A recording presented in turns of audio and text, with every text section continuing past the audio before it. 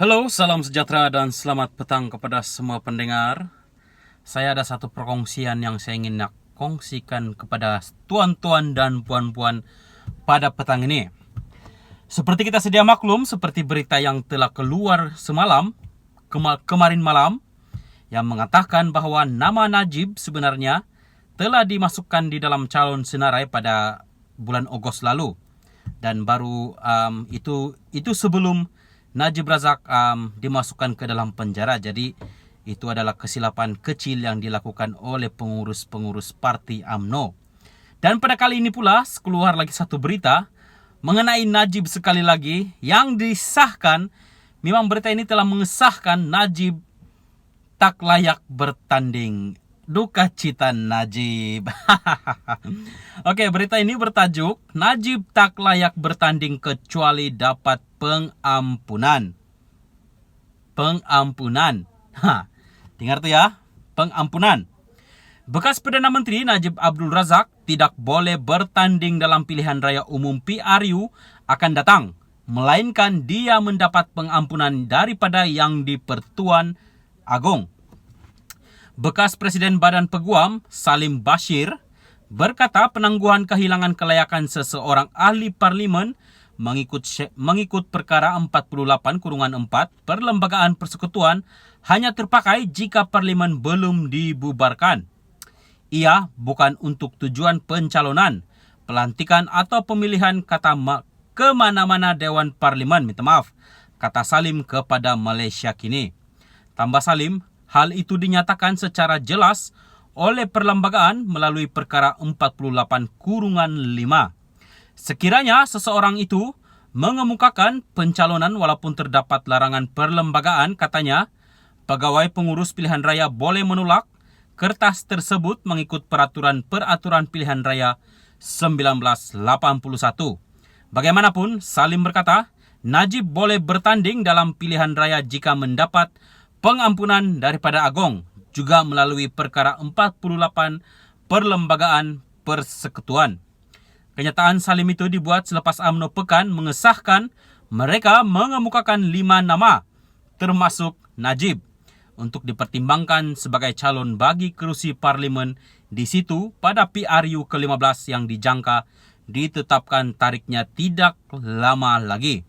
Kerusi Parlimen Pekan disandang Najib sehinggalah dia disabitkan bersalah atas pertuduhan jenayah oleh mahkamah dan dihukum penjara 12 tahun. Walaupun Najib disabitkan bersalah, dia kekal sebagai ahli Parlimen Pekan sehingga pembubaran Parlimen pada 10 Oktober ikoran permohonan pengampunan dirajanya yang dikemukakannya. Sekian berita untuk petang ini. Pastikan anda terus melayari dan menonton dalam channel ini. Terima kasih.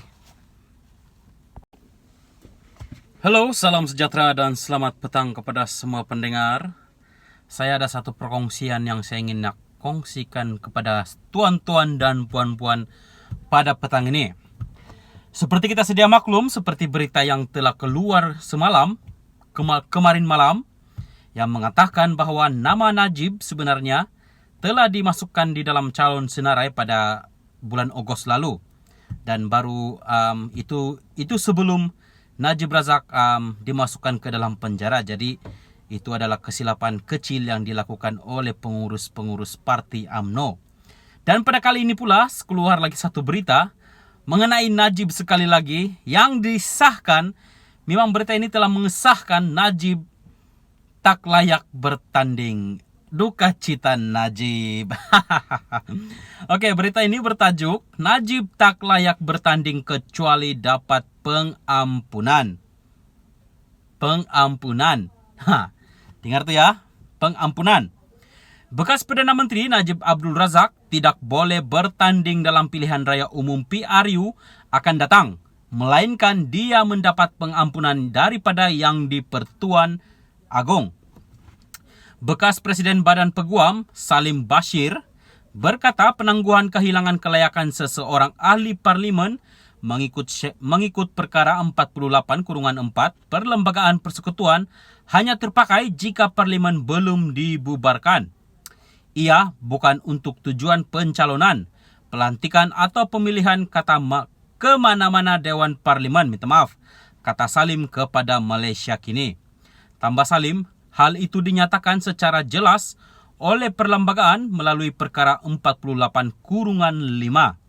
Sekiranya seseorang itu mengemukakan pencalonan walaupun terdapat larangan perlembagaan, katanya, pegawai pengurus pilihan raya boleh menolak kertas tersebut mengikut peraturan pilihan raya 1981.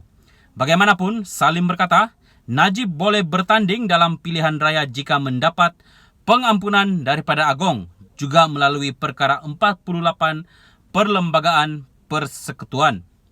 Kenyataan Salim itu dibuat selepas UMNO Pekan mengesahkan mereka mengemukakan 5 nama, termasuk Najib, untuk dipertimbangkan sebagai calon bagi kerusi parlimen di situ pada PRU ke-15 yang dijangka ditetapkan tariknya tidak lama lagi. Kerusi parlimen Pekan disandang Najib sehinggalah dia disabitkan bersalah atas pertuduhan jenayah oleh mahkamah dan dihukum penjara 12 tahun.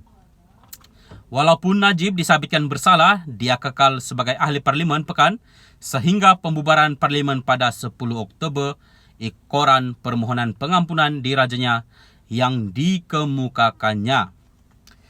Sekian berita untuk petang ini. Pastikan Anda terus melayari dan menonton dalam channel ini. Terima kasih.